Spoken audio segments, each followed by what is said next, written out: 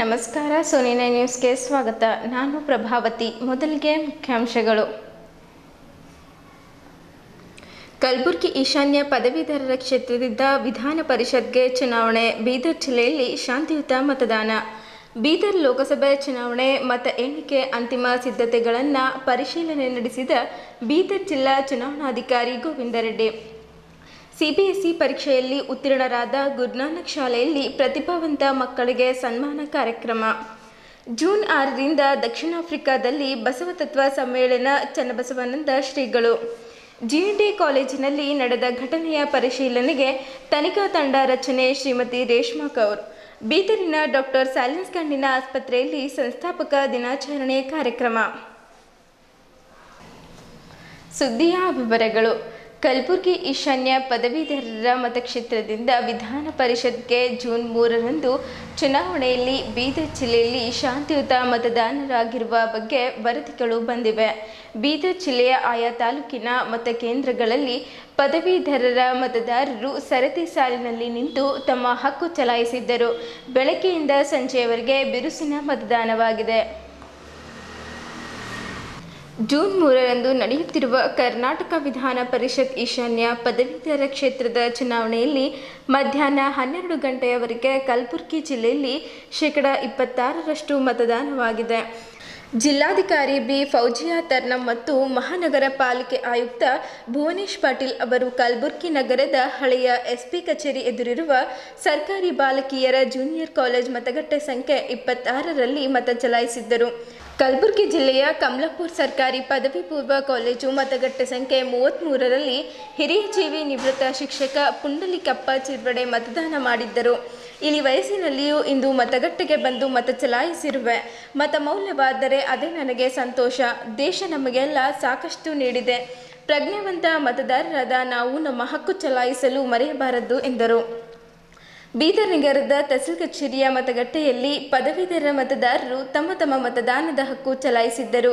MA Shami ಅವರು ಮತದಾನ ಮಾಡಿದ ಬಳಿಕ ಬಲಗೈ ತೋರು ಬೆರಳಿಗೆ ಹೆಚ್ಚಿದ ಶಾಹಿಯನ್ನು ಮಾಧ್ಯಮಗಳಿಗೆ ತೋರಿಸಿದ್ದರು. ಬೀದರ್ ಜಿಲ್ಲೆಯ ಆಯಾ ತಾಲೂಕಿನ ಮತಗಟ್ಟೆಗಳಲ್ಲಿ ಪದವೀಧರ ಮತದಾರರು ಮತಗಟ್ಟೆಗಳಿಗೆ ತೆರಳಿ ಮತದಾನ ಮಾಡಿದ್ದರು.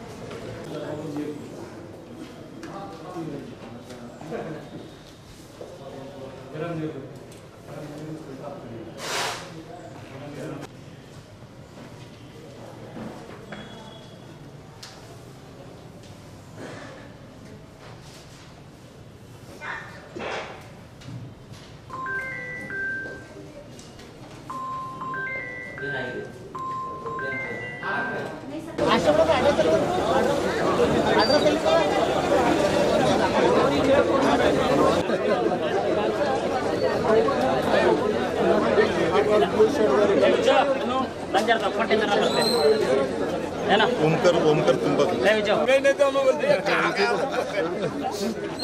ಥೋಡೆ ಮಳೆ ಬಂದ್ರೆ ಬರ್ರಿ ಗಣೇಶು ಮಳೆ ಬಂದೆ ಎಲ್ಲರೂ ತುಂಬ और किसको फोन करें तो एक नहीं मिल रहा जब नहीं कोई बात तो ठंडा है ना माहौल अच्छा है ना साइड दियो ना भाई अच्छा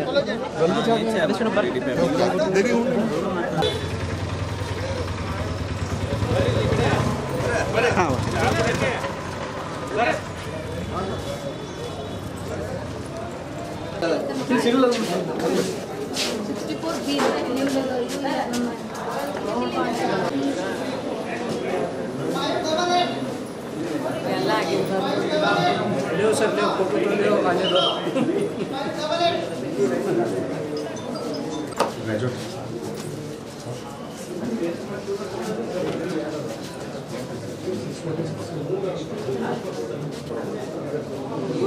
ಎಲ್ಲ ಕವರ್ ಮಾಡ್ತಾರೆ ಕೆಪಿ ಎಲ್ಲ ಕವರ್ ಮಾಡ್ತಾರೆ ಇವರೇ ರೆಡಿ ಮಾಡಿ ಎಲ್ಲರಿಗೂ ಕೊಡ್ತಾರೆ ಈಗ ಏನೆಲ್ಲ ಪೆಂಡರ್ ಬೇಕಾಗಿಲ್ಲ ಸರ್ ಏನು ತರಬೇಕು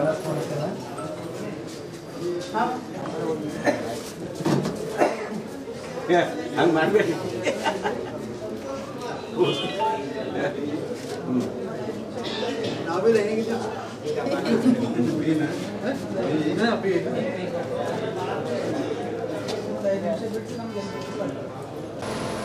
ಅಣ್ಣ ಚಲೋ ಆಗ್ರಿ ಥ್ಯಾಂಕ್ ಯು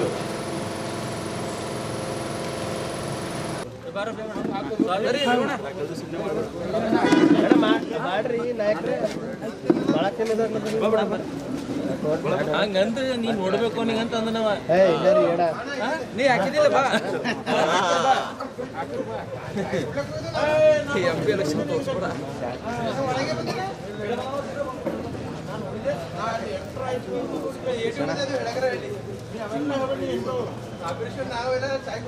ಸಂಜೆ ಹಾಗೆ ಮುಂಜಾನೆ ಪದವೀಧರ ವಿಧಾನ ಪರಿಷತ್ ಚುನಾವಣೆಯಲ್ಲಿ ಇಡೀ ಜಿಲ್ಲಾದ್ಯಂತ ಶಾಂತಿಪೂರ್ವಕ ಮತದಾನ ನಡೀತಾ ಇದೆ ಬೆಳಗ್ಗೆಯಿಂದ. ನಾನು ವಿನಂತಿ ಮಾಡ್ಕೋತೀನಿ ಎಲ್ಲ ಮತದಾರ ಬಾಂಧವರಲ್ಲಿ, ಯಾಕಂದರೆ ಎಲ್ಲ ಗ್ರ್ಯಾಜುಯೇಟ್ ಪ್ರಜ್ಞಾವಂತ ಮತದಾರರು ಇರ್ತಾರೆ, ಎಲ್ಲರೂ ಕಡ್ಡಾಯವಾಗಿ ಮತದಾನ ಮಾಡಬೇಕಂತ ತಮ್ಮೆಲ್ಲರಲ್ಲಿ ವಿನಂತಿ ಮಾಡ್ತೀನಿ. ಯಾವ ರೀತಿ ರೆಸ್ಪಾನ್ಸ್ ಇದೆ ಸರ್ ಬೆಳಗ್ಗೆ? ತುಂಬ ಒಳ್ಳೆಯ ರೀತಿ ಬೆಳಗ್ಗೆ ಹಿಡಿದು ನೋಡ್ತಾವೆ ಎಲ್ಲ ಮತದಾರರು ಈ ಸಲ ಅಮರನಾಥ್ ಪಾಟೀಲ್ ಅವರಿಗೆ ಮತ ಹಾಕಬೇಕು, ಹಾಕಿದ್ದೀವಿ ಅಂತ ಸಾಕಷ್ಟು ಜನ ಹೇಳ್ತಾ ಇದ್ದಾರೆ. ಕೇಳಿದಂಥ ಮತದಾರರಿಗೆ ಈ ಸಲ ಅವ್ರ ಗೆಲುವು ನಿಶ್ಚಿತ ಅಂತ ಹೇಳಕ್ಕೆ ಇಷ್ಟಪಡ್ತೀನಿ. ಸರ್ ತುಂಬ ಬಿಸಿಲಿತ್ತು, ಈಗ ತಂಪಾಗಿದೆ ಅದು ಸರ್. ಅದೇ 3-4 ದಿವಸ ಬೀದರ್ದಲ್ಲಿ ಭಾಳ ಬಿಸಿಲಿತ್ತು, ಭಾಳ ಹ್ಯುಮಿಡಿಟಿ ಇತ್ತು. ಇದು ಎಲ್ಲರೂ ಮತದಾನ ಮಾಡಬೇಕಂತ ಈಕೋ ಫ್ರೆಂಡ್ಲಿ ಎನ್ವೈರ್ಮೆಂಟ್ ಆಗ್ಯದ ಅಂತ ನಾನು ಹೇಳಕ್ಕೆ ಇಷ್ಟಪಡ್ತೀನಿ. ಅದಕ್ಕೆ ಜಾಸ್ತಿ ವೋಟಿಂಗ್ ಆಗ್ತದೆ, ಜಾಸ್ತಿ ಮತದಾನ ಆಗ್ತದೆ. ನಾನು ವಿನಂತಿ ಮಾಡ್ತೀನಿ ಮನೆಯಾಗಿದ್ದವರು ಕೂಡ ಒಳ್ಳೆ ವಾತಾವರಣ ಅದ, ಹೀಗೆ ಬಂದು ಮತ ಚಲಾಯಿಸ್ಬೇಕಂತ ಹೇಳಕ್ಕೆ ಇಷ್ಟಪಡ್ತೀನಿ. ಬೀದರ್ ಮಹಾಜನತೆಗೆ ಇವತ್ತಿನ ದಿವಸ ನಾವು ಡಾಕ್ಟರ್ ಚಂದ್ರಶೇಖರ್ ಪರ ಮತ ಚಲಾಯಿಸಲಿಕ್ಕೆ ಇಲ್ಲಿ ಗ್ರಾಜುಯೇಟ್ ಕಾನ್ಸ್ಟಿಟ್ಯೂನ್ಸಿ ಚುನಾವಣೆಯಲ್ಲಿ ನಾವು ಭಾಗವಹಿಸ್ತಾ ಇದ್ದೇವೆ. ಸುಮಾರು ಜನ ಏನದ ಅಂದರೆ ಇಲ್ಲಿ ಬೀದರ್ನಲ್ಲಿ ಏನದ ಅಂದರೆ ನಮ್ಮ ಕಾಂಗ್ರೆಸ್ ಪರ ಏನದ ಮತ ಚಲಾಯಿಸ್ತಾ ಇದ್ದಾರೆ. ಇದನ್ನು ನೋಡಿ ನನಗೆ ಭಾಳ ಸಂತೋಷ ಅನ್ನಿಸ್ತಾ ಇದೆ. ನಮ್ಮ ಕ್ಯಾಂಡಿಡೇಟ್ 100% ಗೆಲ್ಲುತ್ತದೆ ಅಂತ ನನಗೆ ಒಂದು ವಿಶ್ವಾಸ ಇದೆ. ಅದಕ್ಕೆ ತಮ್ಮೆಲ್ಲರಲ್ಲಿ ಇಲ್ಲೆಲ್ಲ ಬಂದಂಥ ಎಲ್ಲ ಅಣ್ಣ ತಮ್ಮಂದರಲ್ಲಿ ನಂದು ಒಂದು ಮನವಿ ಇದೆ. ಎಲ್ಲರೂ ಹೆಚ್ಚಿನ ಪ್ರಮಾಣದಲ್ಲಿ ಮತ ಚಲಾಯಿಸಿ ನಿಮ್ಮ ಆತ್ಮೀಯ ಮಿತ್ರರು, ಗೆಳೆಯರು ಯಾರ್ಯಾರಿದ್ದಾರೆ, ನೆಂಟರು, ಅವರವರು ಎಲ್ಲರಿಗೂ ಕರ್ಕೊಂಡು ಬಂದು ಓಟ್ ಹಾಕಿಸಿ ಹೆಚ್ಚಿನ ಮತಗಳಿಂದ ನಮ್ಮ ಅಭ್ಯರ್ಥಿಗೆ ಗೆಲ್ಲಿಸ್ಕೊಡ್ಬೇಕು ಅಂತ ನಿಮ್ಮಲ್ಲಿ ನಾನು ಮನವಿ ಮಾಡ್ತಾ ಇದ್ದೀನಿ. ಯಾವ ಥರ ರೆಸ್ಪಾನ್ಸ್ ಇದೆ ಸರ್? ಒಳ್ಳೆ ರೆಸ್ಪಾನ್ಸ್ ಇದೆ. 100% ನಮ್ಮ ಕ್ಯಾಂಡಿಡೇಟ್ ಗೆಯ್ತದ ಅಂತ ನನಗೆ ವಿಶ್ವಾಸ ಇದೆ. ಸರ್ ಬಿಸಿಲಿನ ತಂಪು ಕೊಟ್ಟದ ಅದು ಇವತ್ತ ಇನ್ನೊಂದು ದೇವರು ಕೂಡ ನಮಗೆ ಏನದಾದ್ರೆ ನೆರವಾಗಿದ್ದಾನೆ. ಇವತ್ತು ಬಿಸಿಲಿದ್ರೆ ಜಾಸ್ತಿ ವೋಟಿಂಗ್ ಪರ್ಸೆಂಟೇಜ್ ಆಗ್ತಿದ್ದಿಲ್ಲ. ಒಳ್ಳೆ ಕೂಲ್ ಇದು ಇದೆ, ವಾತಾವರಣ ಇದೆ, ಒಳ್ಳೆ ವಾತಾವರಣ ಇದೆ. ಈಗ ನೋಡಿದ್ರೆ ಬಿಸಿಲೇ ಇಲ್ಲ ಇಲ್ಲಿ. ಇಂಥ ವಾತಾವರಣದಲ್ಲಿ ಹೆಚ್ಚಿನ ಮತಗಳು ಆಗ್ತದ ಅಂತ ನನ್ನ ವಿಶ್ವಾಸ ಇದೆ. ಬೀದರ್ ಲೋಕಸಭಾ ಸಾರ್ವತ್ರಿಕ ಚುನಾವಣೆ ಮತ ಎಣಿಕೆ ಜೂನ್ 4ರಂದು ಬೀದರ್ ನಗರದ ಬಿವಿವಿ ಕಾಲೇಜಿನಲ್ಲಿ ನಡೆಯಲಿರುವ ಹಿನ್ನೆಲೆಯಲ್ಲಿ ಬೀದರ್ನ ಜಿಲ್ಲಾಧಿಕಾರಿಗಳಾದ ಜಿಲ್ಲಾ ಚುನಾವಣಾಧಿಕಾರಿ ಗೋವಿಂದ ರೆಡ್ಡಿ ಅವರು ಜೂನ್ 3ರಂದು ಅಂತಿಮ ಹಂತದ ಸಿದ್ಧತೆಗಳನ್ನು ಪರಿಶೀಲನೆ ನಡೆಸಿದ ನಂತರ ಪತ್ರಕರ್ತರೊಂದಿಗೆ ಮಾತನಾಡುತ್ತಾ ಮತ ಎಣಿಕೆ ಸಿಬ್ಬಂದಿಗಳಿಗೆ 2 ಹಂತದಲ್ಲಿ ತರಬೇತಿಯನ್ನು ನೀಡಲಾಗಿದೆ, ಮೆಟೀರಿಯಲ್ಗಳನ್ನು ನೀಡಲಾಗಿದೆ ಎಂದು ಜೂನ್ 4ರಂದು ಬೆಳಗ್ಗೆ 7:15ಕ್ಕೆ ಸ್ಟ್ರಾಂಗ್ ರೂಮ್ಗಳನ್ನು ಓಪನ್ ಮಾಡಲಾಗುವುದು ಎಂದು ಹೇಳಿದ್ದರು. ಬೀದರ್ ಲೋಕಸಭಾ ಚುನಾವಣೆಯ ಮತ ಎಣಿಕೆ 408 ಸಿಬ್ಬಂದಿಗಳನ್ನು ನಿಯೋಜನೆ ಮಾಡಲಾಗಿದೆ. ಮತ ಎಣಿಕೆ ಒಟ್ಟು 20 ರೌಂಡ್ಗಳಲ್ಲಿ ನಡೆಯಲಿದೆ. ಬೀದರ್ ಲೋಕಸಭಾ ಕ್ಷೇತ್ರದ ಒಟ್ಟು 8 ವಿಧಾನಸಭಾ ಕ್ಷೇತ್ರದ ಕೌಂಟರ್ ಹಾಲ್ಗಳನ್ನು ತಯಾರಿ ಮಾಡಲಾಗಿದೆ ಮತ್ತು ಪೋಸ್ಟಲ್ ಬ್ಯಾಲೆಟ್ ಹಾಗೂ ETPBSC ತಲಾ ಒಂದು ಮತ ಎಣಿಕೆ ಕೊಠಡಿಗಳು ಇರಲಿವೆ. ಪ್ರತಿ ಟೇಬಲ್ಗಳಿಗೆ ಈಗಾಗಲೇ ಎಲ್ಲ ಅಭ್ಯರ್ಥಿ ಹಾಗೂ ಚುನಾವಣಾ ಏಜೆಂಟ್ಗಳಿಗೆ ಸಭೆ ಮಾಡಿ ಎಲ್ಲ ಮಾಹಿತಿಗಳನ್ನು ನೀಡಲಾಗಿದೆ. ಮೀಡಿಯಾ ಸೆಂಟರ್ನಲ್ಲಿ ಮಾತ್ರ ಮೊಬೈಲ್ ಬಳಸುವಂತೆ ಚುನಾವಣಾ ಆಯೋಗದ ನಿರ್ದೇಶನವಿದ್ದು, ಈ ಮಾಹಿತಿಯನ್ನು ಈಗಾಗಲೇ ಮಾಧ್ಯಮ ಪ್ರತಿನಿಧಿಗಳಿಗೆ ತಿಳಿಸಲಾಗಿದೆ ಎಂದರು. ದಿನಾಂಕ 3/6/2024 ಮಧ್ಯರಾತ್ರಿ 12 ಗಂಟೆಯಿಂದ 4/6/2024 ಮಧ್ಯರಾತ್ರಿ 12 ಗಂಟೆಗಳವರೆಗೆ ಬೀದರ್ ಜಿಲ್ಲೆಯಾದ್ಯಂತ ಮದ್ಯ ನಿಷೇಧ ದಿನ ಎಂದು ಘೋಷಿಸಲಾಗಿದೆ ಮತ್ತು ದಿನಾಂಕ 4/6/2024 ಬೆಳಗ್ಗೆ 6 ಗಂಟೆಯಿಂದ ದಿನಾಂಕ 5/6/2024 ಬೆಳಗ್ಗೆ 6 ಗಂಟೆಗಳವರೆಗೆ ಭಾರತೀಯ ದಂಡ ಪ್ರಕ್ರಿಯಾ ಸಂಹಿತೆ ಪ್ರಕ್ರಿಯಾ ಕಲಂ 144 ಅನ್ವಯ ನಿಷೇಧಾಜ್ಞೆಯನ್ನು ಜಾರಿಗೊಳಿಸಲಾಗಿದೆ. ಮತ ಎಣಿಕೆ ಹಿನ್ನೆಲೆಯಲ್ಲಿ BVB ಭೂಮರೆಡ್ಡಿ ಕಾಲೇಜಿನ ಮುಖ್ಯದ್ವಾರದ ಎದುರುಗಡೆ ರಸ್ತೆ ಸಂಚಾರ ಬದಲಾವಣೆಯನ್ನು ಮಾಡಲಾಗಿದೆ ಎಂದು ಹೇಳಿದ್ದರು. ಕಳೆದ ವಿಧಾನಸಭಾ ಚುನಾವಣೆಯಲ್ಲಿ ಮತ ಎಣಿಕೆ ಸುಸೂತ್ರವಾಗಿ ನಡೆದಿದ್ದು, ಅದರಂತೆ ಈ ಸಲ ಬೀದರ್ ಲೋಕಸಭಾ ಸಾರ್ವತ್ರಿಕ ಚುನಾವಣೆ 2024 ಮತ ಎಣಿಕೆ ಯಾವುದೇ ತೊಂದರೆ ಇಲ್ಲದೆ ಶಾಂತ ರೀತಿಯಲ್ಲಿ ನಡೆಯಲಿದೆ. ಮತ ಎಣಿಕೆಗೆ ಆಗಮಿಸುವ ಎಲ್ಲ ಅಧಿಕಾರಿ ಮತ್ತು ಸಿಬ್ಬಂದಿಗಳು ಹಾಗೂ ಅಭ್ಯರ್ಥಿಗಳು ಚುನಾವಣಾ ಏಜೆಂಟರು ತಮಗೆ ನೀಡಿದ ID ಕಾರ್ಡ್ಗಳನ್ನು ಧರಿಸಿಕೊಂಡು ಮತ ಎಣಿಕೆ ಕೇಂದ್ರದೊಳಗೆ ಬರಬೇಕೆಂದು ಹೇಳಿದ್ದರು. ಈ ಸಂದರ್ಭದಲ್ಲಿ ಚುನಾವಣಾ ಸಾಮಾನ್ಯ ವೀಕ್ಷಕರಾದ ದೀಪಂಕರ್ ಮೊಹಪಾತ್ರ, ಬೀದರ್ ಸಹಾಯಕ ಆಯುಕ್ತರಾದ ಲವಿಶ್ ಓರ್ಡಿಯಾ, ಅಪರ ಜಿಲ್ಲಾಧಿಕಾರಿ ಸಿದ್ದರಾಮೇಶ್ವರ್, ಚುನಾವಣಾ ತಹಶೀಲ್ದಾರ್ ಅಣ್ಣಾರಾವ್ ಪಾಟೀಲ್, ಹೆಚ್ಚುವರಿ ಪೊಲೀಸ್ ಅಧೀಕ್ಷಕರಾದ ಮಹೇಶ್ ಮೇಘಣ್ಣನವರು ಸೇರಿದಂತೆ ಮತ ಎಣಿಕೆಗೆ ನಿಯೋಜಿತ ಇತರೆ ಅಧಿಕಾರಿ ಮತ್ತು ಸಿಬ್ಬಂದಿಗಳು ಉಪಸ್ಥಿತರಿದ್ದರು.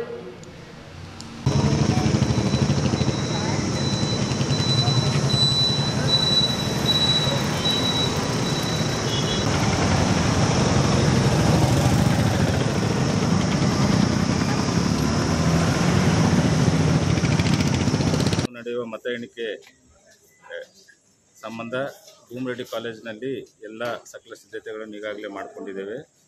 8 ಅಸೆಂಬ್ಲಿ ಕಾನ್ಸ್ಟಿಟ್ಯೂನ್ಸಿಯಲ್ಲಿ ಕಂಟ್ರೋಲ್ ಯೂನಿಟ್ ಮೂಲಕ ಮಷಿನ್ನಲ್ಲಿ ಮತ ಎಣಿಕೆಗಾಗಿ ನಾವು ಕೌಂಟಿಂಗ್ ಹಾಲ್ಗಳನ್ನು ರೆಡಿ ಮಾಡಿದ್ದೇವೆ. ಒಂದು ಪೋಸ್ಟಲ್ ಬ್ಯಾಲೆಟ್ ಸಂಬಂಧ ಕೌಂಟಿಂಗ್ ಹಾಲ್ ಇದೆ. ಇನ್ನೊಂದು ETPBS ಸರ್ವಿಸ್ ವೋಟರ್ಸ್ನಿಂದ ಬಂದಿರೋ ಪೋಸ್ಟಲ್ ಬ್ಯಾಲೆಟ್ ಅವರು ಸ್ಕ್ಯಾನಿಂಗ್ ರೂಮ್ಗೆ ನಾವು ಸಕಲ ಸಿದ್ಧತೆಗಳನ್ನು ಮಾಡಿಕೊಂಡಿದ್ದೀವಿ. ಇಂಟರ್ನೆಟ್ ಕನೆಕ್ಷನ್ ಸಹ ಈಗಾಗಲೇ ಮಾಡಿಕೊಂಡಿದ್ದೀವಿ. ಪ್ರತಿಯೊಂದು ಟೇಬಲ್ಗೆ ಕೊಡುವ ಎಲ್ಲ ಮಟೀರಿಯಲ್ಗಳನ್ನು ಸಹ ನಾವು ಕೊಟ್ಟಿದ್ದೀವಿ. ಸೊ 2 ಹಂತದ ತರಬೇತಿಯನ್ನು ಸಹ ನಾವು ಕೊಟ್ಟಿದ್ದೇವೆ. ಸೊ ನಾಳೆ ಮುಂಜಾನೆ 7:15 ಗಂಟೆಯಿಂದ ನಾವು ಸ್ಟ್ರಾಂಗ್ ರೂಮನ್ನು ಓಪನ್ ಮಾಡ್ತೀವಿ. ಕುರಿತು ಕ್ಯಾಂಡಿಡೇಟ್ ಮತ್ತು ಎಲೆಕ್ಷನ್ ಏಜೆಂಟಿಗೆ ಮೀಟಿಂಗ್ ಮಾಡಿ ಎಲ್ಲ ವಿವರಗಳನ್ನು ಅವರಿಗೆ ನೀಡಿದ್ದೇವೆ. ಮೀಡಿಯಾ ರೂಮ್ನಲ್ಲಿ ಸಹ ನಾವು ಮೀಡಿಯಾಕ್ಕೆ 3 TV ಮತ್ತು 2 ಡಿಸ್ಪ್ಲೇ ಯೂನಿಟ್ಗಳನ್ನು ನಾವು ಇಟ್ಟಿದ್ದೀವಿ.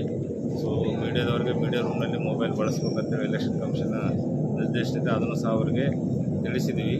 ಸೊ ಕಳೆದ ಸಲ MLA ಚುನಾವಣೆ ಮತ ಎಣಿಕೆಯು ಅತ್ಯಂತ ಸುಸಜ್ಜಿತವಾಗಿ ಮತ್ತು ಶಾಂತಿಯುತವಾಗಿ ಮತ್ತು ಯಾವುದೇ ತೊಂದರೆ ಇಲ್ಲದ ಆಗಿತ್ತು. ಅದೇ ರೀತಿ ಲೋಕಸಭಾ ಚುನಾವಣೆಯ ಮತ ಎಣಿಕೆಯನ್ನು ಸಹ ಸುಸಜ್ಜಿತವಾಗಿ ಶಾಂತ ರೀತಿಯಿಂದ ಯಾವುದೇ ತೊಂದರೆಗಳಿರಲಾರ್ದಂಗೆ ಮಾಡುವ ವಿಶ್ವಾಸ ನಮಗೆ. ಬೀದರ್ ನಗರದ ಗುರುನಾನಕ್ ಪಬ್ಲಿಕ್ ಸ್ಕೂಲ್ನ 10ನೇ ತರಗತಿಯ CBSE ಪರೀಕ್ಷೆಯಲ್ಲಿ ಗುರುನಾನಕ್ ಪಬ್ಲಿಕ್ ಶಾಲೆಗೆ ಟಾಪರ್ ಆಗಿ ಹೊರಹೊಮ್ಮಿದ ಪ್ರತಿಭಾವಂತ ಮಕ್ಕಳಿಗೆ ಶಾಲೆಯ ಗುರುನಾನಕ್ ಶಿಕ್ಷಣ ಸಮೂಹ ಸಂಸ್ಥೆಯ ಅಧ್ಯಕ್ಷರಾದ ಡಾಕ್ಟರ್ S. ಬಲ್ಬೀರ್ ಸಿಂಗ್ ಮತ್ತು ಸಂಸ್ಥೆಯ ಉಪಾಧ್ಯಕ್ಷೆಯಾದ ಶ್ರೀಮತಿ ರೇಷ್ಮಾ ಕೌರ್ ಅವರು ಆತ್ಮೀಯವಾಗಿ ಸನ್ಮಾನಿಸಿ ವಿದ್ಯಾರ್ಥಿಗಳಿಗೆ ಶುಭ ಹಾರೈಸಿದ್ದರು. ಉತ್ತಮ ಗುಣಮಟ್ಟದ ಶಿಕ್ಷಣ ನೀಡುತ್ತಿರುವುದರಿಂದಲೇ ಈ ರೀತಿಯ ಪ್ರತಿಭಾವಂತ ಮಕ್ಕಳು ಹೊರಹೊಮ್ಮುವುದಕ್ಕೆ ಸಾಧ್ಯವಾಗುತ್ತಿದೆ. ನಮ್ಮ ಆಡಳಿತ ಮಂಡಳಿಯು ಗುರಿಯೂ ಆಗಿದೆ ಎಂದರು.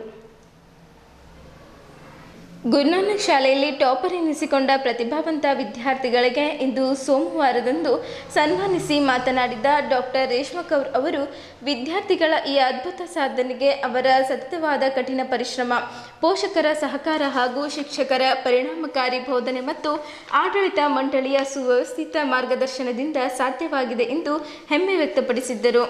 ಮಕ್ಕಳು ಈ ಸಾಧನೆ ಒಂದೇ ದಿನದಲ್ಲಿ ಕಷ್ಟಪಟ್ಟು ಮಾಡಿದ್ದಲ್ಲ, ಇದು ನಿರಂತರವಾದ ಅವರ ಪರಿಶ್ರಮ ಹಾಗೂ ತಂದೆ ತಾಯಿಗಳ ಶಿಕ್ಷಕರ ವೃಂದದವರ ಸತತ ಸಹಕಾರ ಬೋಧನೆಗಳ ಪರಿಣಾಮವಾಗಿ ಸಾಧ್ಯವಾಗಿದೆ.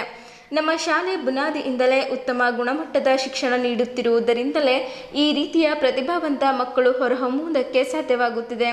ನಮ್ಮ ಆಡಳಿತ ಮಂಡಳಿಯ ಗುರಿಯೂ ಇದೇ ಆಗಿದೆ. ಇನ್ನು ಹೆಚ್ಚಿನ ರೀತಿಯಲ್ಲಿ ಇಂತಹ ಪ್ರತಿಭಾವಂತ ಮಕ್ಕಳನ್ನು ಹುಟ್ಟುಹಾಕಿ ದೇಶ ಸೇವೆಗೆ ಕಳುಹಿಸುವ ಸಂಕಲ್ಪ ನಮ್ಮದಾಗಿದೆ ಎಂದು ತಮ್ಮ ಕನಸನ್ನು ಬಿಚ್ಚಿಟ್ಟು ಅವರು ಸನ್ಮಾನಿತ ಮಕ್ಕಳ ಮುಂದಿನ ಜೀವನವನ್ನು ಉಜ್ವಲಗೊಳಿಸುವುದರತ್ತ ಗಮನ ಹರಿಸಿ ಯಶಸ್ಸು ಸಾಧಿಸಿ ತಂದೆ ತಾಯಿಗಳಿಗೆ ಶಾಲೆಗೆ ಕೀರ್ತಿ ತರುವಂತೆ ಶುಭ ಹಾರೈಸಿದ್ದರು. ತಮ್ಮ ಮುಂದಿನ ಭವಿಷ್ಯ ರೂಪಿಸಿಕೊಳ್ಳುವ ದಿನಗಳು ಇದೀಗ ಪ್ರಾರಂಭವಾಗಿದ್ದು ತಾವು ಸರಿಯಾದ ದಿಕ್ಕಿನಲ್ಲಿ ಯೋಚಿಸಿ ಹೆಜ್ಜೆ ಇಡುವಂತೆ ವಿದ್ಯಾರ್ಥಿಗಳು ಮತ್ತು ಅವರ ಪೋಷಕರಿಗೆ ತಿಳಿ ಹೇಳಿದ್ದರು. ಮುಂದೆ 2 ವರ್ಷಗಳು ತಮ್ಮ ಭವಿಷ್ಯ ರೂಪಿಸುವ ವರ್ಷಗಳಾಗಿದ್ದು ಬಹು ಎಚ್ಚರಿಕೆಯಿಂದ ಅದನ್ನು ನಿಭಾಯಿಸಿಕೊಂಡು ಆಕಾಶದ ಎತ್ತರಕ್ಕೆ ಬೆಳೆಯುವಂತೆ ಕರೆ ಕೊಟ್ಟರು. ವಿದ್ಯಾರ್ಥಿ ವರ್ಷ ಹಾಗೂ ವೈಷ್ಣವಿ ಈ ಸಂದರ್ಭದಲ್ಲಿ ತಮ್ಮ ಅಭಿಪ್ರಾಯ ಹಂಚಿಕೊಳ್ಳುತ್ತಾ ಈ ಸಾಧನೆಗೆ ಪೋಷಕರ, ಶಿಕ್ಷಕರ ಹಾಗೂ ತನ್ನ ಕಠಿಣ ಪರಿಶ್ರಮ ಕಾರಣವಾಗಿದೆ. ತಮ್ಮ ಈ ಸಾಧನೆಗೆ ಸನ್ಮಾನಿಸಿ ಗೌರವಿಸುತ್ತಿರುವುದು ನಮಗೆ ಮತ್ತಷ್ಟು ಪ್ರೇರಣೆ ನೀಡಿದಂತಾಗಿದೆ. ಈ ಶಾಲೆಯಲ್ಲಿ ಶಿಕ್ಷಕರು ನೀಡುತ್ತಿರುವ ಗುಣಮಟ್ಟದ ಶಿಕ್ಷಣವೇ ಇದಕ್ಕೆ ಸಾಕ್ಷಿಯಾಗಿದೆ ಎಂದರು. ಈ ಸಂದರ್ಭದಲ್ಲಿ ಶಾಲೆಯ ಪ್ರಾಂಶುಪಾಲರಾದ ನಾಲಿನಿ ಡಿಜೆ, ಮುಖ್ಯೋಪಾಧ್ಯಾಯ ಅರಿಶ್ ಹಾದಿ, ಡೀನರಾದ ಹನುಮಾನ್, ಅಮ್ಜದ್ ಅಲಿ ಹಾಗೂ ಪ್ರತಿಭಾವಂತ ಮಕ್ಕಳ ಪೋಷಕರು ಹಾಗೂ ಶಿಕ್ಷಕರ ವೃಂದದವರು ಉಪಸ್ಥಿತರಿದ್ದರು.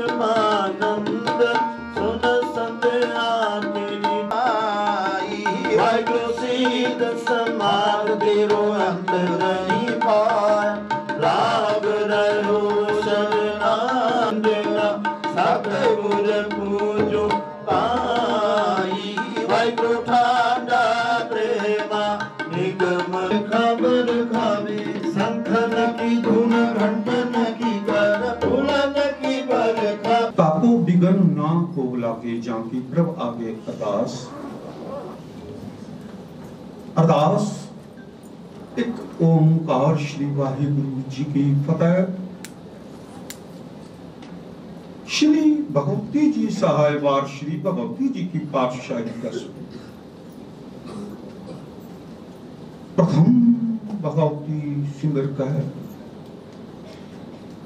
गुरु नानक लई दिहाए फिर अंगत गुरु ते अमरदास नाम दाते हुई सहाय। अर्जन हर गोबिंद नु सिमरो श्री हर राय श्री हर कृष्ण दिहाई आज जिथे सब दुख जा। तेग बहादुर सिमरिए घर नौ निध आवे धाय सब थाई हुई सहाय। 10वें पातशाह साहब श्री गुरु गोबिंद सिंह जी महाराज कलगीधर पिता शमशेरे बहादुर पंथ देवाली सर्वदानी अमृत के दाते सब थाई हुई सा दसां पातशाहियां दी आत्मक स्वरूप हलत पलत रखिया लोक परलोक साई हाजिरा हजूर जाहरा जहूर सर्व कला भरपूर जागती जोत हाजर नाजर जुगो जुग अटल धन धन धन। श्री गुरु ग्रंथ साहिब जी के पाठ दर्शन दीदार का ध्यान खालसा साहिब बोलो जी वाहे। धर्म हेतु शीस बंद कटवाए खोपरियां गवाइयां धर्म नहीं हारिया सिखी सिदक केसा स्वासा सन निभाया तिना समूह शहीदां सिंघां दी। स्कूल्स और कॉलेजेस के लिए बहुत ही अच्छा और सौभाग्य वाला दिन है जो हम 5 तारीख से हमारे स्कूल्स न्यू एकेडमिक सेशन शुरू करने वाले हैं। तो हर साल की तरह हमारा ये ट्रेडिशन है कि जब भी कोई इंस्टीट्यूशंस का नया एकेडमिक सेशन होता है तो हम ऑलमाइटी गॉड वाहिगुरु जी का हम आशीर्वाद लेके शुरू करते हैं। तो ये 3 दिन से हमारे पास अखंड पाठ चल रहा था और आज इसकी समाप्ति हुई है और हम वाहिगुरु जी से हम आशीर्वाद लेते हैं कि हमारा ये एकेडमिक ईयर अच्छी तरह चले और हमारे बच्चों को विद्या दान बख्शे, अच्छी बुद्धि बख्शे, वो अच्छे इंसान बने और अच्छे नागरिक बने। मैं आज हमारे साथ हमारे सारे बच्चे मौजूद हैं जो इस साल हमारे टॉपर्स हैं। तो मैं सबसे पहले उन सब बच्चों को I would like to congratulate all our students who have joint work है, टीम वर्क है, सिर्फ एक उनसे काम नहीं होता है। तो टीचर्स के साथ साथ पेरेंट्स का भी बहुत ही बड़ा योगदान है क्योंकि जब तक पेरेंट्स अपने बच्चों को सपोर्ट ना करें, घर में उनको मॉरल सपोर्ट ना दे, ध्यान ना दे कि बच्चे किस तरह पढ़ रहे हैं, उनका प्रोग्रेस क्या है, जब तक ये बच्चों पेरेंट्स का सपोर्ट नहीं होता है बच्चों के साथ, वो आगे नहीं बढ़ सकते हैं। तो ये एक जॉइंट एफर्ट है हमारे टीचर्स, प्रिंसिपल्स और पेरेंट्स का। तो मैं सबको मुबारकबाद देती हूँ। आप सबका जो योगदान रहा, हमारे बच्चे बहुत ही अच्छा किए हैं इस बार।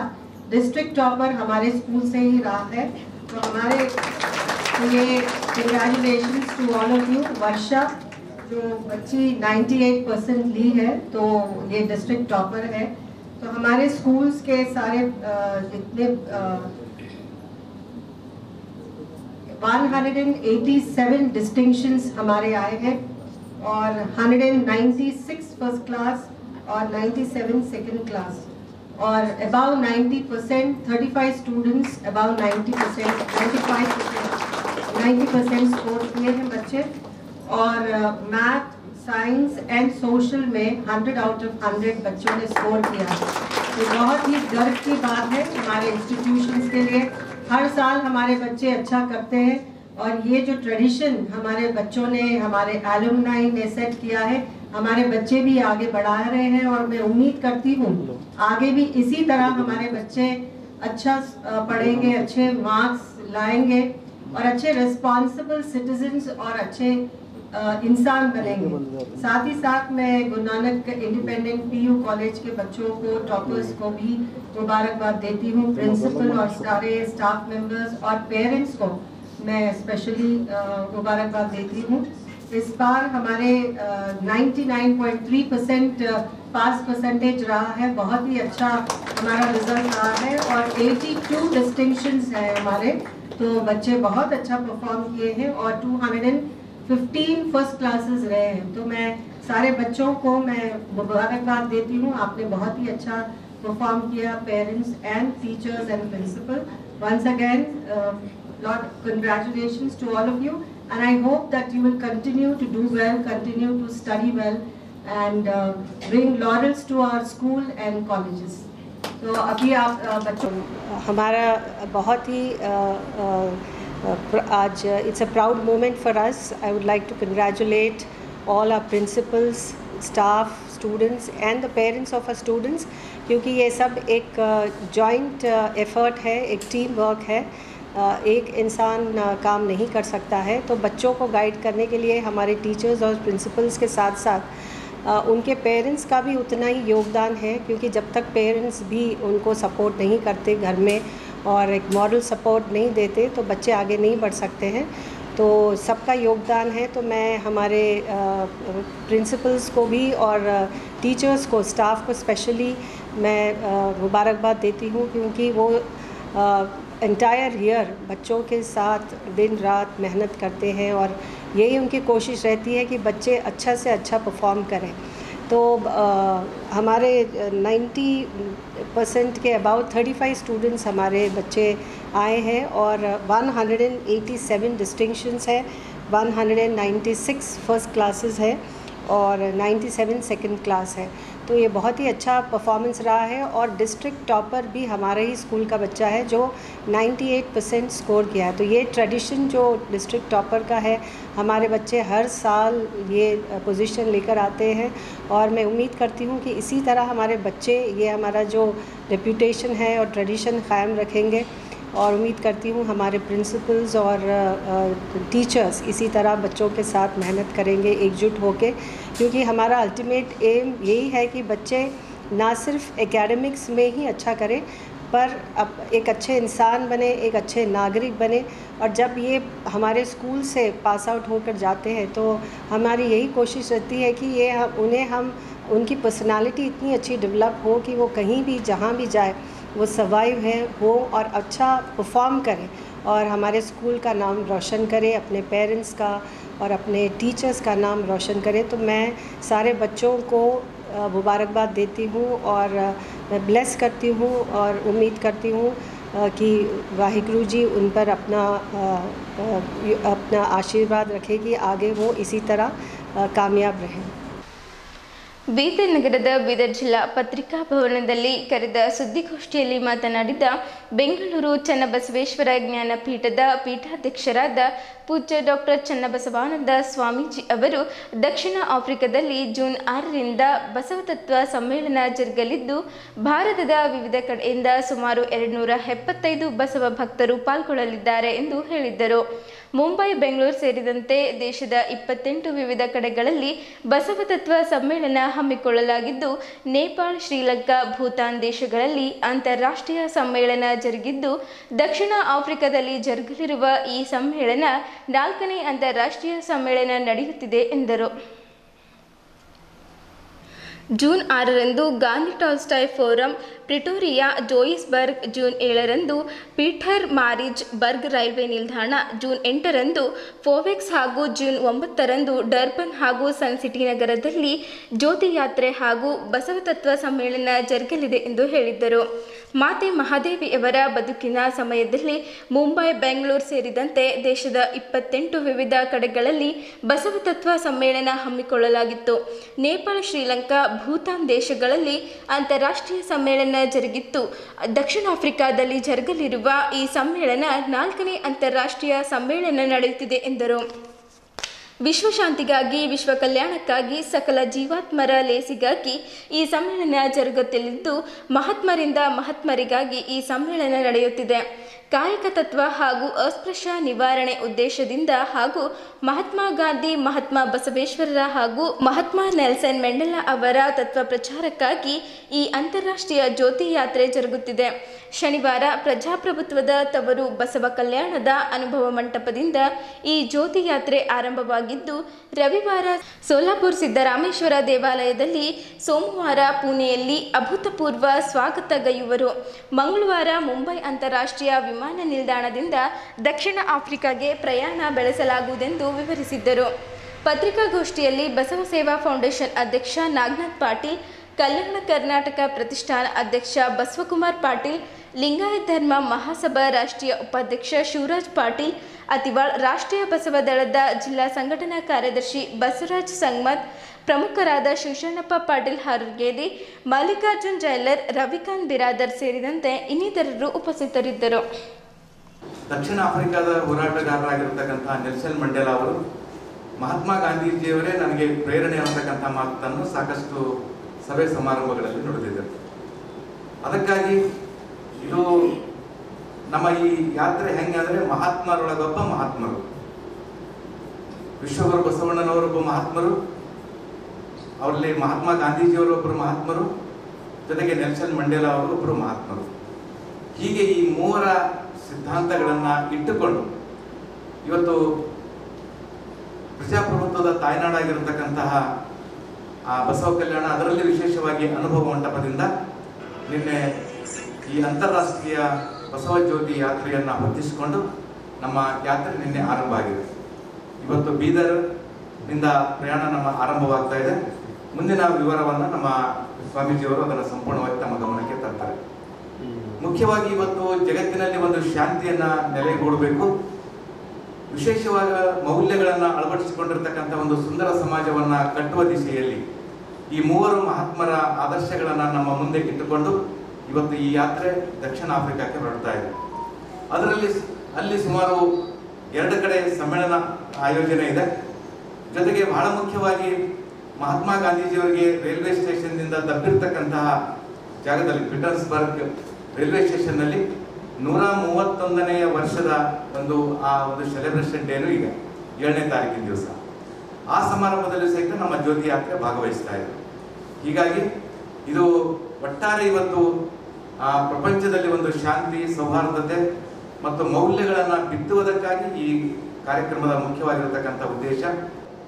ಪರಮ ಪೂಜ್ಯ ಡಾಕ್ಟರ್ ಮಾತೆ ಮಹಾದೇವಿ ಅವರು ಇದ್ದಾಗ ಅವರ ಮಾರ್ಗದರ್ಶನದಲ್ಲಿ ನಾವು ರಾಷ್ಟ್ರೀಯ ಬಸವಧರ್ಮ ಪೀಠದಿಂದ ಅಖಿಲ ಭಾರತ ಬಸವ ಧರ್ಮ ಸಮ್ಮೇಳನಗಳನ್ನು ಸುಮಾರು 28 ಕಡೆಯಲ್ಲಿ ಮಾಡಿದ್ದೀವಿ. ಮುಂಬೈ, ದೆಹಲಿಯಲ್ಲಿ 5-6 ಸಲ ಮಾಡಿದ್ದೀವಿ, ರ್ಯಾಲಿ ಮಾಡಿದ್ದೀವಿ, ಸಮ್ಮೇಳನ ಮಾಡಿದ್ದೀವಿ, ಅನೇಕ ಕಾರ್ಯಕ್ರಮಗಳನ್ನು ರಾಷ್ಟ್ರ ಮಟ್ಟದಲ್ಲಿ ಮಾಡಿದ್ವಿ. ಈಗ ಅಂತಾರಾಷ್ಟ್ರೀಯ ಮಟ್ಟದಲ್ಲಿ ಬಸವ ತತ್ವವನ್ನು ಪ್ರಚಾರ ಮಾಡುವಂತಹ ಉದ್ದೇಶದಿಂದ ಈ ಒಂದು ಕಳೆದ 3-4 ವರ್ಷಗಳಿಂದ ನಾಗನಾಥ್ ಪಾಟೀಲ್ ಅವರು, ನಾವು ಎಲ್ಲರೂ ಸೇರಿಕೊಂಡು ಮೊಟ್ಟ ಮೊದಲನೇ ಅಂತಾರಾಷ್ಟ್ರೀಯ ಬಸವ ತತ್ವ ಸಮ್ಮೇಳನವನ್ನು ನೇಪಾಳದಲ್ಲಿ ಮಾಡಿದ್ವಿ.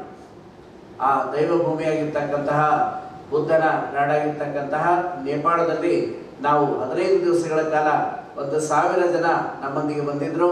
ಆ ನೇಪಾಳ ದೇಶದಲ್ಲಿ ಬಸವ ಧರ್ಮದ ಸಮ್ಮೇಳನವನ್ನು ಮಾಡಿದ್ವಿ.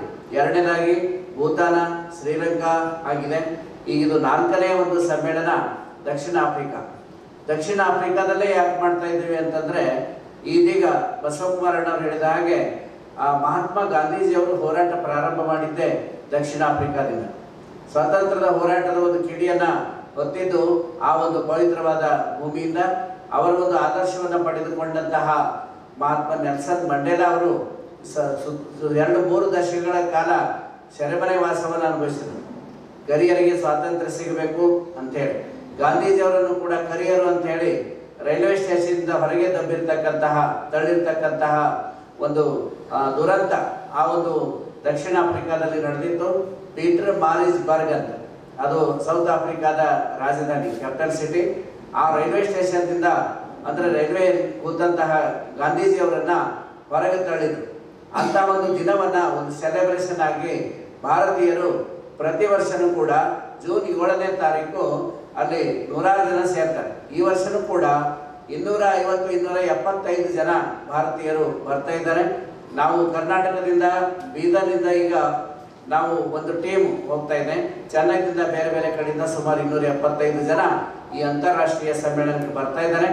ಯಾವ ಜಾಗದಲ್ಲಿ ಮಹಾತ್ಮ ಗಾಂಧೀಜಿಯವರು ಸ್ವಾತಂತ್ರ್ಯದ ಹೋರಾಟವನ್ನು ಪ್ರಾರಂಭ ಮಾಡಿದ್ರೋ ಆ ಜಾಗದಲ್ಲಿ ಮಹಾತ್ಮ ಬಸವಣ್ಣನವರು ಮತ್ತು ಮಹಾತ್ಮ ನೆಲ್ಸನ್ ಮಂಡೇಲಾ ಅವರ ಒಂದು ಕಾರ್ಯಭೂಮಿಯಲ್ಲಿ ಗುರು ಬಸವಣ್ಣನವರ ತತ್ವದ ಜ್ಯೋತಿಯನ್ನು ತೆಗೆದುಕೊಂಡು ಹೋಗ್ತಾ ಇದ್ದೇವೆ. ಕಾರ್ಯಕ್ರಮ ನಮ್ದೆಲ್ಲ ಈ ಒಂದು ಸ್ವಾಮೀಜಿಯವರಾಗಲಿ, ನಮ್ಮ ಬಸವಕುಮಾರ್ ಪಾಟೀಲ್, ಶಿವಶರಣ ಪಾಟೀಲ್, ಇವರೆಲ್ಲ ಆ ಕಾರ್ಯಕ್ರಮಕ್ಕೆ ಒಂದು ನೇತೃತ್ವ ವಹಿಸ್ಕೊಂಡಿದ್ದಾರೆ. ಇವ್ರು 4 ಜನ. ಮತ್ತು ಬೇರೆ ಇಂಗ್ಲೆಂಡು ಮತ್ತು ಅಮೇರಿಕಾದಿಂದೆಲ್ಲ ಜನ ಬರ್ತಾ ಇದ್ದಾರೆ ಪೀಟರ್ ಮಾರಿಸ್ಬರ್ಗ್ನಲ್ಲಿ. ಅಲ್ಲಿ ಅವತ್ತಿನ ಕಾರ್ಯಕ್ರಮ ಮಾಡಿಕೊಂಡು ನಾವು 8ನೇ ತಾರೀಕು ಈಲಾ ಗಾಂಧಿ ಅಂದ್ರೆ ಮಹಾತ್ಮ ಗಾಂಧಿಯವರ ಮೊಮ್ಮಗಳು, ಅವರು ಅಲ್ಲಿ ಆ ಒಂದು ಫೋನೆಕ್ಸ್ ಅದರ ಹೆಸರು, ಅಲ್ಲಿ ಒಂದು ಆಶ್ರಮ ಇದೆ. ಮೊದಲನೇ ಭಾರತ ದೇಶದಿಂದ ಸೌತ್ ಆಫ್ರಿಕಾ ಹೋದಾಗ ಮಹಾತ್ಮ ಗಾಂಧಿಯವರು ಅದೇ ಆಶ್ರಮ ಇತ್ತು ಅವ್ರಿಗೆ, ಅಲ್ಲಿ ಎಲ್ಲ ಆಕ್ಟಿವಿಟೀಸ್ ಮಾಡ್ತಾಯಿದ್ರು.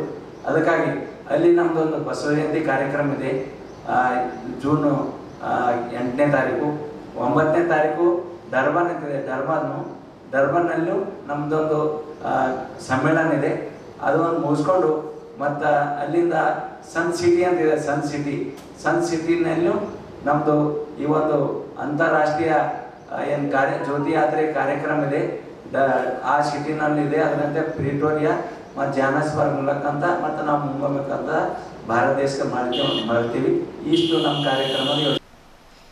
ಬೀದರ್ ನಗರದ ಮೈಲೂರು ಬಳಿಯ ಗುರುನಾನಕ್ ದೇವ್ ಇಂಜಿನಿಯರಿಂಗ್ ಕಾಲೇಜಿನಲ್ಲಿ ಕಾರ್ಯಕ್ರಮ ನಿಮಿತ್ತ ವಿದ್ಯಾರ್ಥಿಗಳು ಜೈ ಶ್ರೀರಾಮ್ ಹಾಡಿನ ಸಂಗೀತದ ತಾಳಕ್ಕೆ ಕುಣಿಯುತ್ತಿರುವ ಸಂದರ್ಭದಲ್ಲಿ ವಿದ್ಯಾರ್ಥಿಗಳ ಮೇಲೆ ಹಲ್ಲೆ ನಡೆದ ಘಟನೆ ಕುರಿತು ತನಿಖೆ ನಡೆಸಲು ಗುರುನಾನಕ್ ಶಿಕ್ಷಣ ಸಮೂಹ ಸಂಸ್ಥೆಯ ವತಿಯಿಂದ ತನಿಖಾ ತಂಡ ರಚನೆ ಮಾಡಲಾಗಿದೆ. ಈ ತಂಡ ವರದಿ ಕೊಟ್ಟ ಬಳಿಕ ತಪ್ಪಿತಸ್ಥ ವಿದ್ಯಾರ್ಥಿಗಳ ವಿರುದ್ಧ ಕಾಲೇಜಿನ ಆಡಳಿತ ಮಂಡಳಿಯ ವತಿಯಿಂದ ಶಿಸ್ತು ಕ್ರಮ ಕೈಗೊಳ್ಳಲಾಗುವುದು ಎಂದು ಸಂಸ್ಥೆಯ ಉಪಾಧ್ಯಕ್ಷರಾದ ಶ್ರೀಮತಿ ರೇಷ್ಮಾ ಕೌರ್ ಅವರು ಸುದ್ದಿವಾಹಿನಿಯೊಂದಿಗೆ ಮಾತನಾಡುತ್ತಾ ಹೇಳಿದರು. ಬೀದರ್ ಜಿಲ್ಲೆಯ ಪ್ರತಿಷ್ಠಿತ ಶಿಕ್ಷಣ ಸಂಸ್ಥೆಗಳಲ್ಲಿ ಒಂದಾಗಿರುವ ಗುರುನಾನಕ್ ಶಿಕ್ಷಣ ಸಮೂಹ ಸಂಸ್ಥೆಯ ಉಪಾಧ್ಯಕ್ಷರಾದ ಶ್ರೀಮತಿ ರೇಷ್ಮಾ ಕೌರ್ ಅವರು ಸುದ್ದಿವಾಹಿನಿಯೊಂದಿಗೆ ಮಾತನಾಡುತ್ತಾ GND ಇಂಜಿನಿಯರಿಂಗ್ ಕಾಲೇಜಿನಲ್ಲಿ ನಡೆದ ಘಟನೆಯ ಕುರಿತು ತನಿಖೆ ನಡೆಸಲು ಸಂಸ್ಥೆ ವತಿಯಿಂದ ಒಂದು ತನಿಖಾ ತಂಡ ರವಾನೆ ಮಾಡಲಾಗಿದ್ದು, ತಂಡ ವರದಿ ನೀಡಿದ ತಕ್ಷಣವೇ ತಪ್ಪಿತಸ್ಥ ವಿದ್ಯಾರ್ಥಿಗಳ ವಿರುದ್ಧ ಶಿಸ್ತುಬದ್ಧ ಕ್ರಮ ಕೈಗೊಳ್ಳಲಾಗುವುದು ಎಂದು ಹೇಳಿದರು. जो रिसेंटली JNDC में कुछ इंसिडेंट हुआ था, तो उसका हमने एक इंक्वायरी कमेटी कॉन्स्टिट्यूट किए हैं कॉलेज की तरफ से, और वो इंक्वायरी कमेटी काम कर रही है और जितने बच्चे उसमें इन्वॉल्व हैं उनको इंटरोगेशन होगा और जो इन्वॉल्व हैं उनके अगेंस्ट ज़रूर एक्शन कॉलेज की तरफ से लिया जाएगा. और हमारे JNDC प्रेमिसेस में 176 कैमरास लगे हुए हैं हर जगह. तो हमारा जब ये प्रॉब्लम हुआ था कॉलेज में, कोई बच्चा कोई भी बाहर से कोई भी नहीं एंटर हुआ है, क्योंकि हमारे सिक्योरिटीज़ भी है 2 गेट्स पे, और कोई भी बाहर का आदमी वहाँ पे इन्वॉल्व नहीं था और कोई बाहर से नहीं आया है. तो मैं हमारे सारे बच्चे सबसे यही अपील करूँगी कि ये कॉलेज इंस्टीट्यूशंस जो है ये विद्या का मंदिर है. It is a temple of learning, और हमारी यही कोशिश है कि हमारे बच्चों को अच्छा एजुकेशन दिए, विद्या दान बख्शे उनको हम, और इस सब चीज़ों से दूर रखें. और सबसे नागरिकों से जो भी बड़े हमारे यहाँ के लोग हैं उनसे भी हमारी अपील है कि हमारे बच्चों को अच्छा रास्ता दिखाए, उनको एक अच्छा इंसान बनाए और अच्छे सिटीज़न बनाए, जो अपने देश को वो अच्छी सेवा कर पाए. जो इंक्वायरी कमेटी हमारी कॉन्स्टिट्यूट की गई है, और जब उनका रिपोर्ट आएगा जो इन्वॉल्व है ज़रूर उनके अगेंस्ट एक्शन लेंगे. तो मैं अभी अपने अपील की हूँ कि बच्चे इनोसेंट है, इमेच्योर है, तो उन्हें मिसगाइड ना करें और उन्हें पढ़ाई करने दें. सबसे इम्पॉर्टेंट उनका जो रीज़न है कॉलेज ज्वाइन करने का वो पढ़ाई के लिए है, और वो अच्छे रिज़ल्ट्स लाएं. अब देखिए हमारे M.Tech का रिज़ल्ट्स आए हैं, तो हमारे कॉलेज से यूनिवर्सिटी रैंक्स आए हैं, हमारे बच्चे UG में भी रैंक्स आते हैं. तो हमारी कोशिश यही है कि बच्चे हमारे ज़्यादा से ज़्यादा पढ़ाई पे ध्यान दें और इस चीज़ों से दूर रहें. और हमारी रिक्वेस्ट है सबसे कि हमारे बच्चों को इन सब चीज़ों से दूर रखें. ಬೀದರ್ ನಗರದ ಗೋಲೆಖಾನದಲ್ಲಿರುವ ಡಾಕ್ಟರ್ ಸ್ಯಾಲಿನ್ಸ್ ಕಣ್ಣಿನ ಆಸ್ಪತ್ರೆಯು ವೆಲಿಮೆಗ್ನ ಸಂಸ್ಥಾಪಕರ ದಿನವನ್ನು ಅತ್ಯಂತ ಉತ್ಸಾಹದಿಂದ ಆಚರಿಸಿದ್ದು, ಕಣ್ಣಿನ ಆರೈಕೆ ಮತ್ತು ಸಮುದಾಯ ಸೇವೆಗೆ ಆಸ್ಪತ್ರೆಯ ಬದ್ಧತೆಯನ್ನು ಎತ್ತಿ ತೋರಿಸುವ ಕಾರ್ಯಕ್ರಮಗಳು ಸರಣಿ ಇದಾಗಿದೆ. ಆಚರಣೆಯ ಅಂಗವಾಗಿ ಆಸ್ಪತ್ರೆಯು ಉಚಿತ ನೇತ್ರ ತಪಾಸಣೆ ಶಿಬಿರ ಮತ್ತು ದಂತ ತಪಾಸಣೆ ಶಿಬಿರವನ್ನು ಆಯೋಜಿಸಿತ್ತು. ಅನುಭವಿ ನೇತ್ರ ಶಾಸ್ತ್ರಜ್ಞರು ಸಮಗ್ರ ನೇತ್ರ ತಪಾಸಣೆ, ಉಚಿತ ಕನ್ನಡಕ ಮತ್ತು ಅಗತ್ಯ ಔಷಧಿಗಳನ್ನು ಒದಗಿಸಿದ್ದರು ಎಂದು ತಿಳಿಸಲಾಗಿದೆ. ಡಾಕ್ಟರ್ ಸೈಬಿಲ್ ಸಾಲಿನ್ಸ್ ನಿರ್ದೇಶಕರ ಮೇಲ್ವಿಜ್ಞಾನ್ ಶ್ರೀ ಫಿಲೇಮನ್ ರಾಜ್ ಪ್ರಸಾದ್ ಆಡಳಿತಾಧಿಕಾರಿ ವೆಲಿಮಗ್ನ, MD ಗೌಸುದ್ದೀನ್ CMC ಅಧ್ಯಕ್ಷರು Bidar, MD Sameer CMC councillor ward number 6 doctor Kiran Patil ಮತ್ತು DBCS ಅಧಿಕಾರಿ doctor Siddanagouda, doctor Abhijit, doctor Virendra Patil, doctor Humer Khan, doctor Roslin, doctor Rohini Patil, Shri Vineeth Daniel, Puttaraj Ballurkar, Satish ಆಸ್ಪತ್ರೆಯ ಪ್ರಯಾಣ ಮತ್ತು ಅದರ ಬಗ್ಗೆ ಪ್ರತಿಬಿಂಬಿಸುತ್ತಾ ಸ್ವಾಗತ ಭಾಷಣ ಮಾಡಿದ್ದರು. MD ಗೌಸುದ್ದೀನ್, CMC ಅಧ್ಯಕ್ಷರು Bidar, Sameer CMC councillor ward number 6 doctor Kiran Patil ಮತ್ತು DBCS ಅಧಿಕಾರಿ ಬೀದರ್ ಸೇರಿದಂತೆ ಪ್ರಮುಖ ಭಾಷಣಕಾರರು ಕಣ್ಣಿನ ಆರೋಗ್ಯದ ಮಹತ್ವ ಮತ್ತು ಪ್ರಮುಖ ಪಾತ್ರವನ್ನು ವಹಿಸಿದ್ದಾರೆ. ಸಮುದಾಯದಲ್ಲಿರುವ ಸೆಲ್ಸಿನ್ ಕಣ್ಣಿನ ಆಸ್ಪತ್ರೆಯ ಡಾಕ್ಟರ್ ವೈದ್ಯಕೀಯ ತಂತ್ರಜ್ಞಾನ ಮತ್ತು ಅದರ ಪ್ರಭಾರ ಕಾರ್ಯಗಳಲ್ಲಿ ಆಸ್ಪತ್ರೆಯ ಪ್ರಗತಿಯನ್ನು ಅವರು ಒತ್ತಿ ಹೇಳಿದ್ದರು. ಆಚರಣೆಯ ಅಂಗವಾಗಿ ಆಸ್ಪತ್ರೆಯು ಉಚಿತ ನೇತ್ರ ತಪಾಸಣಾ ಶಿಬಿರ ಮತ್ತು ದಂತ ತಪಾಸಣೆ ಶಿಬಿರವನ್ನು ಆಯೋಜಿಸಿತ್ತು. ಅನುಭವಿ ನೇತ್ರಶಾಸ್ತ್ರಜ್ಞರು ಸಮಗ್ರ ನೇತ್ರ ತಪಾಸಣೆ, ಉಚಿತ ಕನ್ನಡಕ ಮತ್ತು ಅಗತ್ಯ ಔಷಧಿಗಳನ್ನು ಒದಗಿಸಿದ್ದರು. ಈ ಉಪಕ್ರಮವು ನೆರೆದಿದ್ದವರು ಮತ್ತು ಸ್ಥಳೀಯ ನಿವಾಸಿಗಳಿಂದ ವ್ಯಾಪಕವಾಗಿ ಪ್ರಶಂಸಿಸಲ್ಪಟ್ಟಿತ್ತು. ಕಾರ್ಯಕ್ರಮವು ಆಶಾ ಕಾರ್ಯಕರ್ತೆಯರಿಗೆ ವಿವಿಧ ಕಣ್ಣಿನ ಕಾಯಿಲೆಗಳು ಮತ್ತು ಅವುಗಳ ತಡೆಗಟ್ಟುವಿಕೆಯ ಬಗ್ಗೆ ಅರಿವು ಮೂಡಿಸುವ ಉದ್ದೇಶದಿಂದ ಶೈಕ್ಷಣಿಕ ಕಾರ್ಯಾಗಾರಗಳು ಮತ್ತು ವಿಚಾರ ಸಂಕಿರಣಗಳನ್ನು ಒಳಗೊಂಡಿತ್ತು.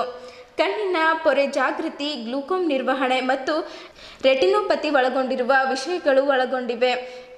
ಅಧಿವೇಶನವನ್ನು ಡಾಕ್ಟರ್ ವೀರೇಂದ್ರ ಪಾಟೀಲ್ ನಡೆಸಿಕೊಟ್ಟರು ಮತ್ತು ಹೆಚ್ಚಿನ ಸಂಖ್ಯೆಯಲ್ಲಿ ಭಾಗವಹಿಸಿದ್ದರು. ಡಾಕ್ಟರ್ ಸಾಲಿನ್ಸ್ ಕಣ್ಣಿನ ಆಸ್ಪತ್ರೆಯಲ್ಲಿ ಸಂಸ್ಥಾಪಕರ ದಿನಾಚರಣೆಯು ಅದ್ಭುತ ಯಶಸ್ಸನ್ನು ಕಂಡಿತ್ತು. ಇಲ್ಲಿಯವರೆಗೂ ಸುದ್ದಿ ಕೊಟ್ಟಿದ್ದು ನಾನು ಪ್ರಭಾವತಿ. ಮುಂದಿನ ಸುದ್ದಿಯೊಂದಿಗೆ ಮತ್ತೆ ಭೇಟಿಯಾಗೋಣ. ವಂದನೆಗಳು.